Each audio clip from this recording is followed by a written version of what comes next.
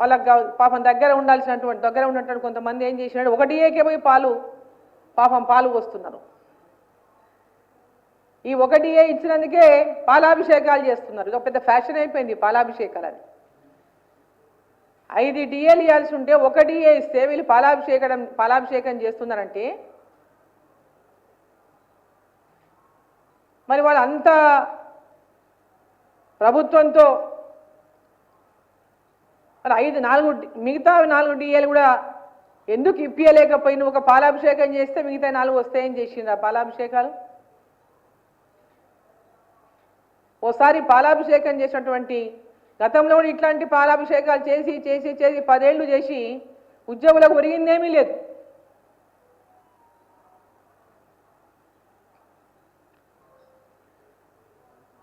ప్రతి 6 నెలలకు డిఏ అనేది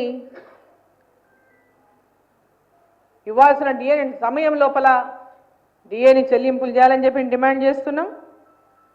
తక్షణమే ఉద్యోగస్తులకు రావాల్సినటువంటి మిగతా డిఏలను కూడా వెంబడే ఈ రాష్ట్ర ప్రభుత్వం ప్రకటించాలని చెప్పి మేము డిమాండ్ చేస్తూ ఉన్నాం.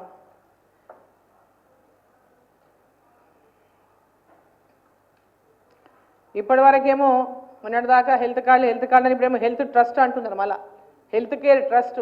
ఇప్పటిదాకా హెల్త్ కార్డు ఇవ్వగా మళ్ళీ హెల్త్ కేర్ ట్రస్ట్తో మళ్ళీ ఒకసారి ఉద్యోగస్తులను మోసం చేయడానికి రాష్ట్ర ప్రభుత్వం ఒక కొత్తగా పేరు తీసుకొచ్చింది. మళ్ళీ ఒకసారి మోసం చేయడానికి సిద్ధమైపోయి హెల్త్ కేర్ ట్రస్ట్ అని ప్రకటించింది ఇవాళ. ఇక వీళ్ళ పరిపాలన విషయానికి వస్తే పర్సెంటేజ్ల పరిపాలన నడుస్తుంది తెలంగాణ రాష్ట్రంలో కాంగ్రెస్ ప్రభుత్వానికి.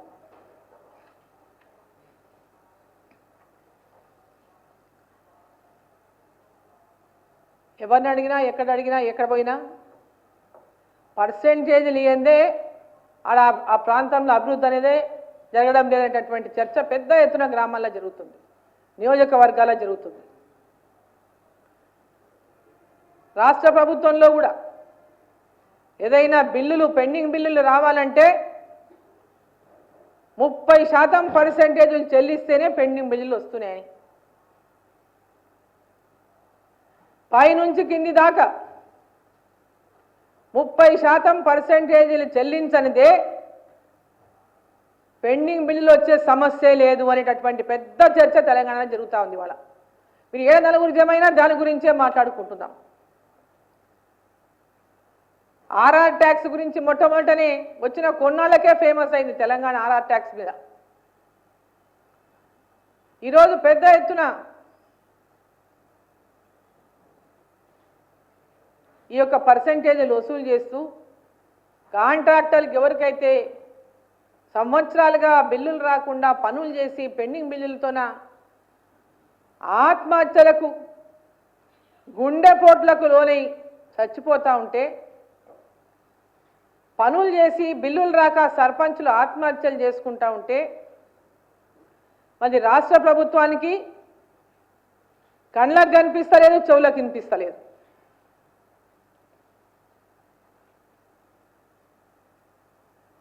రాష్ట్రంలో మేము ఎన్ని రోడ్లు శాంక్షన్ చేసినాం, అన్ని రోడ్లు శాంక్షన్ చేసినాం, ఈ పనులు శాంక్షన్ చేసినాం, ఆ పనులు శాంక్షన్ చేసినాం అని చెప్తున్నాయి. కాగితాలకే పరిమితం. కింద ఎవరో ఒక్కరు టెండర్ వేసినటువంటి పరిస్థితి లేదు. భవనాలకు కానీ రోడ్లకు కానీ ఎక్కడైనా ఇది టెండర్ వేస్తే మాకు బిల్లులు రావు, గతంలో చేసినటువంటి పనులకే బిల్లులు లేవు, కొత్తగా టెండర్లు వేస్తే ఈ బిల్లులు రావనేటటువంటిది వాళ్ళ పెద్ద ఎత్తున కాంట్రాక్టుల అసలు కాంట్రాక్ట్ ముందుకు రావడానికే సిద్ధంగా లేరు. ఇప్పుడు ఏం చేస్తుందని పెద్దగా బయటకు వెళ్ళి పట్టుకొస్తున్నారు కాంట్రాక్టర్లను. ఎందుకంటే ఇక్కడ ఉన్నోళ్లకు పాతోళ్ళకి ఏమన్నా ఉంటాయో ఇట్లా బిల్లులు ఇవ్వాలి, పైసలు పర్సెంటేజ్ ఇస్తారో ఇయ్యరో, కాబట్టి బయటకు వెళ్ళి కాంట్రాక్టర్లను తీసుకొచ్చుకొని వాళ్ళు అడిగినంత ఎస్టిమేషన్లు చేసి పెట్టించుకొని ప్యాకేజీలుగా రోడ్లను చేసి ఈరోజు వాళ్ళు అనుకున్న వాళ్లకు ఆ రోడ్లను ఇచ్చి ఎవరైతే పర్సెంటేజీలు చెల్లించే శక్తి ఉందో వాళ్ళకే రోడ్లు ఇవ్వాలని ఈరోజు రాష్ట్ర ప్రభుత్వం సిద్ధమైనట్లు ఉంది. గతంలో ఇరిగేషన్ ప్రాజెక్టులు కానీ ఇతర రోడ్ల ప్రాజెక్టులు కానీ పెద్ద రోడ్లు ఎవరు వచ్చినా పెద్ద పెద్ద కాంట్రాక్టర్లే కానీ తెలంగాణలో ఉన్నటువంటి కాంట్రాక్టర్లకు ఎవరికి కూడా ఈరోజు ఆ కాంట్రాక్టర్లు దక్కలే. చిన్న చిన్న పనులు చేసిన కాంట్రాక్టర్లకు బిల్లులు దక్కక ఇవాళ అధోగతి పాలైనటువంటి పరిస్థితి తెలంగాణలో చూస్తున్నాం. మేమే ఈరోజు చూసిన ఏదో జిల్లా ఒక ప్యాకేజీ, పార్లమెంట్ ఒక ప్యాకేజీ, మొత్తం వచ్చే 2 ఏళ్లలో రాష్ట్రంలో ఉన్నటువంటి రోడ్లన్నింటినీ కూడా ఎక్కడెక్కడ ఏ గ్రామాలకైతే రోడ్లు లేవో వాటికి అంతా కూడా నిర్మాణం చేస్తాం. చాలా సంతోషం. ఎందుకంటే రాష్ట్రంలో రోడ్ల పరిస్థితి అధ్వాన్నంగా ఉంది. కేంద్ర ప్రభుత్వం ఇచ్చినటువంటి రోడ్లు తప్పితే రాష్ట్ర ప్రభుత్వం ద్వారా రోడ్ల నిర్మాణమే జరగటం లేదు. కేంద్ర ప్రభుత్వం ఇచ్చే నిధులతోనే రోడ్లు తయారవుతున్నాయి తప్ప ఎన్హెచ్లు కానీ, ఆర్ఎండ్బి కానీ, పిఎంజిఎస్వై కానీ, సిఆర్ఎఫ్ఐ కానీ ఇవన్నీ కేంద్ర ప్రభుత్వ నిధులతోన నిర్మాణం అవుతున్నటువంటి రోడ్లు తప్పితే రాష్ట్ర ప్రభుత్వం ద్వారా నిర్మాణం అవుతున్నటువంటి రోడ్లే ఈరోజు కనపడనటువంటి దుస్థితి ఉన్నది. మరి ఈరోజు రాష్ట్ర ప్రభుత్వం రోడ్ల నిర్మాణానికి నిధులు ఇస్తామని పెద్ద ఎత్తున చెప్పారు. కానీ ఆ నిధులు ఆ యొక్క నిధులు మీరు కేటాయించేటప్పుడు ఆ రోడ్లను టెండర్ పిలిచేటప్పుడు మళ్ళీ ఏ పెద్ద కాంట్రాక్టర్లను తీసుకొచ్చి బయట వేల కోట్లు ఒకరికి ఇచ్చేయకుండా ఎవరైతే తీవ్రంగా నష్టపోయినరో టీఆర్ఎస్ ప్రభుత్వంలో పెద్ద ఎత్తున తెలంగాణ కాంట్రాక్టర్లు ప్రతి జిల్లాలో పెద్ద ఎత్తున నష్టపోయారు. వాళ్ళ ఆస్తులు అమ్ముకునేటటువంటి దుస్థితికి వచ్చిండ్రు. నిజంగా మీరు కనుక ఒక మానవత్వమే ఉంటే మన తెలంగాణలో మన చిన్న సన్న కాంట్రాక్టర్లకు వాళ్ళు ఏ పనులు చేయగలిగితే ఆ పనులు చేసేటటువంటి అవకాశం కల్పించి ఆ కాంట్రాక్టర్లను ఆదుకోవాలి. వాళ్ళకు చెల్లించాల్సినటువంటి పాత బిల్లులు కూడా ₹1 కూడా పర్సెంటేజ్ తీసుకోకుండా పెండింగ్ బిల్లులన్నీ కూడా వెంబడే చెల్లించాలని చెప్పి సందర్భంగా నేను ముఖ్యమంత్రి గారిని కోరుతా ఉన్నా మీడియా ద్వారా.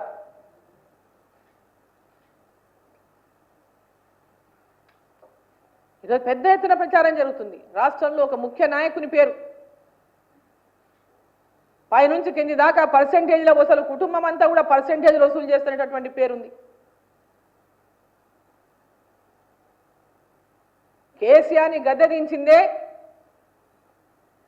కుటుంబ పాలన, ఒక కుటుంబం తెలంగాణను దోచుకుంటుందని. ఇక్కడ కూడా తెలంగాణ రాష్ట్రంలో అనేక హామీలు ఇచ్చి అధికారంలోకి వచ్చినటువంటి కాంగ్రెస్ పార్టీ కొన్ని కుటుంబాలు ఇప్పుడు అదే పరిస్థితికి ఈరోజు తెలంగాణలో జరుగుతున్నటువంటి దుస్థితి. ఈరోజు పైన రాహుల్ గాంధీ గారి దగ్గర నుంచి మొదలుకుంటే పై దాకా ఇక్కడి నుంచి అక్కడ దాకా ఈ పర్సెంటేజ్లు పార్టీని రక్షించడానికి, నాయకులను రక్షించుకోవడానికి పెద్ద ఎత్తున ఈ యొక్క పర్సెంటేజ్లో భాగవతం తెలంగాణలో నడుస్తూ ఉందని ఎక్కడ నలుగురు గుమిగూడిన ఈ చర్చ జరుగుతూ ఉంది. తెలంగాణను దోచుకోవడం ఆపండి. తెలంగాణ అభివృద్ధిని కాంక్షించి ప్రజలు మీకు ఆ యొక్క కుర్చీలో కూర్చోబెట్టారు. ఈ రాష్ట్రం అభివృద్ధిని కాంక్షించండి. రాష్ట్ర ప్రజలకు ఇచ్చినటువంటి హామీలను మీరు ఇచ్చిన హామీలను నెరవేర్చండి. మీ వరకు వచ్చే వరకు ఏమో డబ్బులకు కొదువ ఉండదు.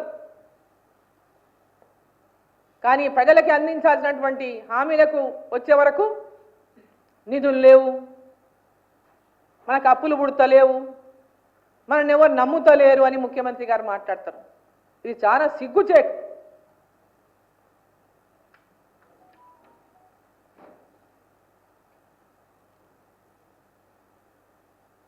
ఇప్పుడు మొత్తం ఒకప్పుడు మనకు ఇప్పుడు కూడా రాష్ట్రంలో చూస్తే ఫుడ్ చైన్స్ కనబడతాయి.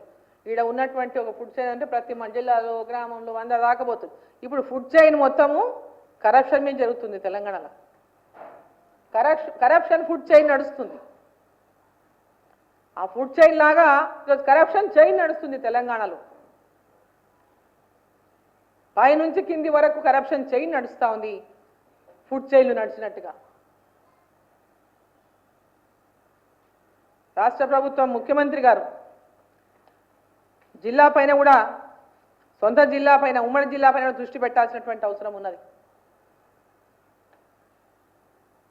నిన్న పెద్ద ఎత్తున అలంపు నియోజకవర్గం పెదదనవాడ గ్రామానికి చెందినటువంటి అనేక మంది రైతులు ఇథనాల్ ఫ్యాక్టరీ మీద పెద్ద ఎత్తున వాళ్ళు ఆ ఫ్యాక్టరీని అక్కడ వేయకూడదనేటటువంటి నినాదంతో పెద్ద ఎత్తున ఉద్యమాలు చేస్తున్నారు.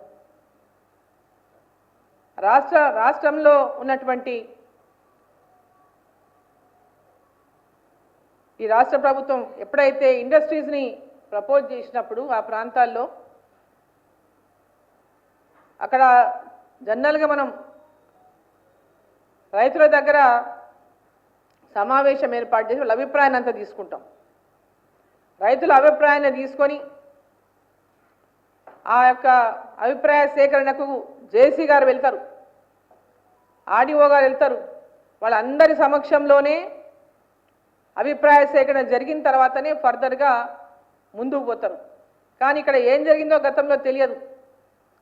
ఇప్పుడు పెద్ద ఎత్తున ఆయా చుట్టుపక్కల గ్రామాల రైతులు తీవ్రంగా ఈ యొక్క ఇథనాల్ ఫ్యాక్టరీని అక్కడ రాకూడదనేటటువంటి విధంగా పెద్ద ఎత్తున ఆందోళన చేస్తూ ఉన్నారు.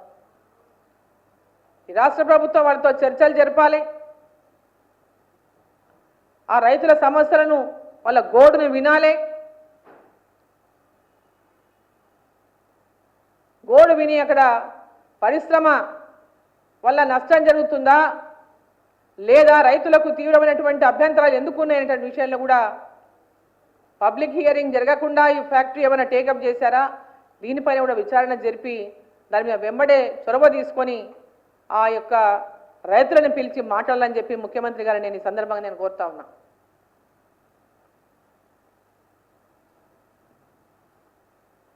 అదేవిధంగా ఇరిగేషన్ ప్రాజెక్టులు కూడా చాలా నత్తనడక నడుస్తున్నాయి. పాలమూరు జిల్లాలో పెండింగ్లో ఉన్నటువంటి పనులు కానీ ప్రాజెక్టుల కింద పెండింగ్లో ఉన్న పనులు నత్తనడక నడుస్తున్నాయి. మరి ఇప్పుడు నారాయణపేట కొడంగల్ లిఫ్ట్తో పాటు పాలమూరు రంగారెడ్డి కోసం మొట్టమొదటిగా తయారు చేసినటువంటి డిపిఆర్ని రివ్యూ చేయించి జూరాల ద్వారా నీళ్లు తీసుకొని ఈ యొక్క పాలమూరు పార్లమెంట్లోని 7 నియోజకవర్గాల్లో కూడా ప్రతి నియోజకవర్గంలో 6, 7, 8 చిన్న చిన్న రిజర్వాయర్ల నిర్మాణం చేసి వాటి ద్వారా ప్రాంతాన్ని అంతా కూడా సస్యశ్యామలం చేయాలని చెప్పి నేను ముఖ్యమంత్రి గారిని గతంలో కూడా కోరినా మళ్ళీ ఒకసారి నేను మాట్లాడిన ప్రతిసారి ముఖ్యమంత్రి గారికి నేను రిమైండ్ చేస్తూనే ఉంటాను ఈ విషయాన్ని.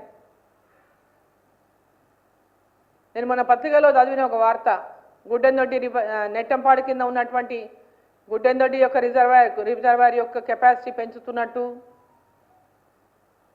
అక్కడ రేలంపాడు రిజర్వాయర్లో ఆనకట్టలో లోపాలని సరిచేయడానికి అనేక రకాలుగా సజెషన్స్ వచ్చినట్టు, దీనిపైన వెంబడే దృష్టి సారించాలి. ఒకటి గుడ్డెందొడ్డి రిజర్వాయర్ను అక్కడ రిజర్వాయర్ను దీని కెపాసిటీ పెంచడం వల్ల ఉపయోగం ఏముండదు.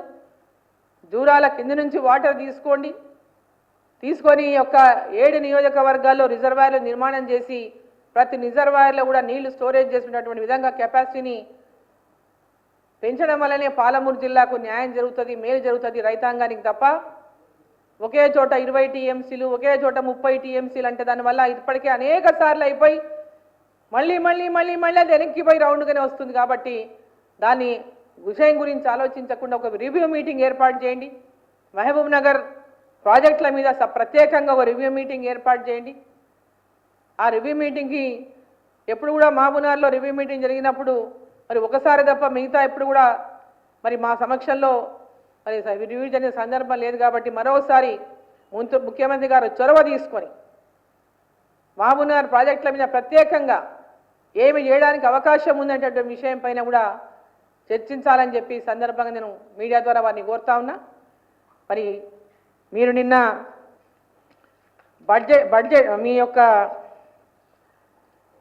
క్యాబినెట్ సమావేశంలో ఏదైతే 1 DA ఇస్తామని చెప్పి ప్రకటించిండ్రో దాన్ని ఇమీడియట్గా 1 DA కాదు, వాళ్ళకు పెండింగ్ ఉన్నటువంటి డిఎల్ని అన్ని కూడా ప్రకటించాలని చెప్పి మిమ్మల్ని సందర్భంగా డిమాండ్ చేస్తూ, పర్సంటేజ్ల విషయంలో కూడా ఎందుకంటే మీ మంత్రులే మాట్లాడుతున్నారు, మంత్రులే పేరు చెప్పడం కూడా బాగుండదు. మంత్రులే మాట్లాడుతున్నారు డబ్బులు తీసుకోకుండా ఏ మంత్రి పనిచేయడం లేదు అనేది. కాంగ్రెస్ పార్టీ జరుగుతున్నటువంటి పర్సంటేజ్ పాలన గురించి స్వయంగా మీ మంత్రులే మాట్లాడుతున్నారు. ఈ అవినీతి పాలనకు భారతీయ జనతా పార్టీ ఎండగట్టి తీరుతుంది. మీ అవినీతి అధికారంలోకి వచ్చింది. ఒక అవినీతి పాలనను అంతమొందించి మీరు అధికారంలోకి రావాలని చెప్పి ఆకాంక్షించి మీరు ఇచ్చిన హామీల కోసం మిమ్మల్ని కుర్చీలో కూర్చోబెట్టారు. హామీలు నెరవేర్చకుండా అవినీతి పాలన కొనసాగిస్తే చూసుకుంటూ భారతీయ జనతా పార్టీ ఉండదని మరోసారి హెచ్చరిస్తూ వెంబడే మీరు ఇచ్చిన హామీలను నెరవేర్చాలని చెప్పి డిమాండ్ చేస్తా ఉన్నాం.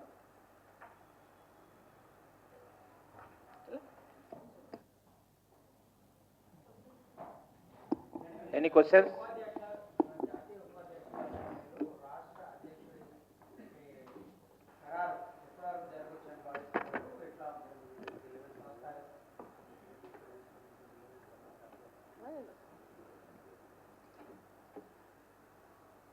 రాష్ట్ర అధ్యక్షులను ఎవరు నియమిస్తారు? జాతీయ పార్టీలు ఎవరు? జాతీయ పార్టీ నియమిస్తుంది. జాతీయ పార్టీ ఏ సమయంలో ఏది నియమించాలో ఏది జరగాలో అన్నీ బాగా తెలుసు. ఇప్పుడు అధ్యక్షుడు ఇక్కడ ఖాళీ ఏం లేదు సీటు, అధ్యక్షుడు ఉన్నాడు. బ్రహ్మాండంగా రాష్ట్రంలో బీజేపీ పార్టీ యొక్క కార్యక్రమాలు బ్రహ్మాండంగా జరుగుతున్నాయి. ఆ సమయం వచ్చినప్పుడు రొటీన్గా ఇవన్నీ జరిగిపోతాయి. ఇంకేం ప్రత్యేకంగా రొటీన్గా జరిగిపోతుంది.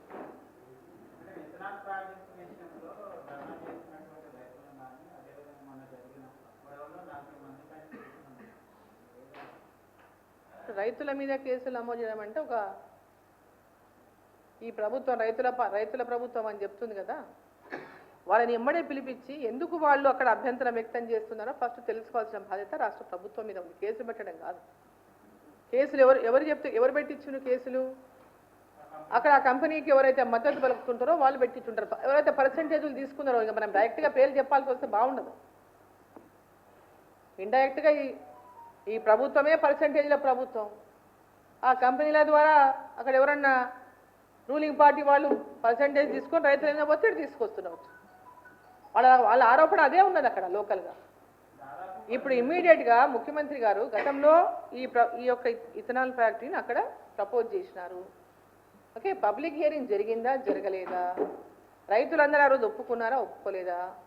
ఒప్పుకునింటే ఈరోజు ఎందుకు వ్యతిరేకిస్తున్నారు? ఒప్పుకోకుంటే ఫ్యాక్టరీ ఎట్లా చేసినారు? దీని మీద విచారణ చేయాల్సిన బాధ్యత రాష్ట్ర ప్రభుత్వానికి.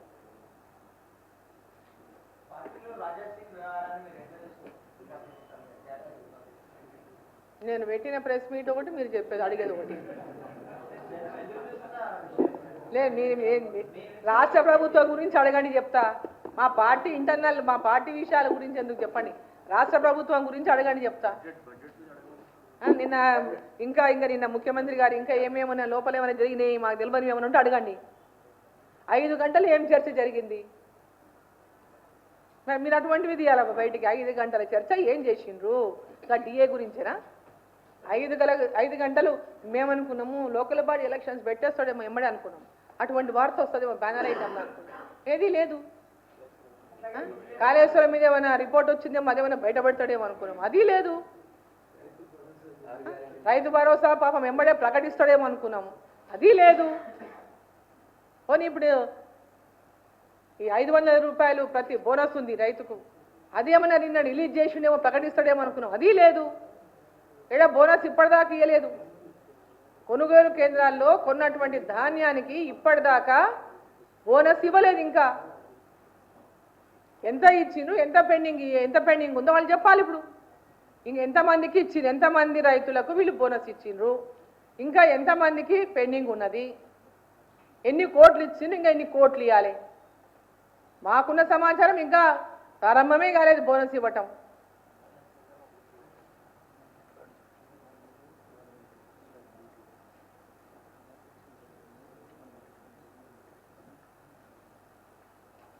నేను ఇప్పుడు ఈరోజు నేను ఇక్కడ కూర్చున్నా ఆఫీసులో కూర్చున్నాను. పిటిషన్ అందరూ మనం కలిసే వాళ్ళు ఉంటే అందరు కలుస్తామని.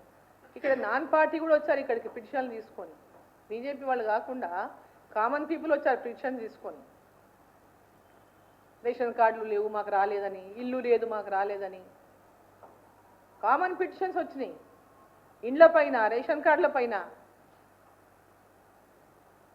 దాని మీద మీరు మంచిగా ఇప్పుడు ఇందిరమ్మ ఇల్లు అని పేరు పెట్టిండ్రు, ప్రధానమంత్రి ఆవాస్ యోజన అమౌంట్ దాంట్లో లింక్ అవుతుంది. ఇందిరమ్మ ఇల్లు అని పేరు పెట్టిండ్రు, అది కరెక్టా? ఇందిరమ్మ ఇల్లు అనే పేరు పెట్టి ప్రధానమంత్రి ఆవాస్ యోజన డబ్బులు కావాలంటే ఎట్లా? ప్రధానమంత్రి ఆవాస్ యోజన సపరేట్గా మీరు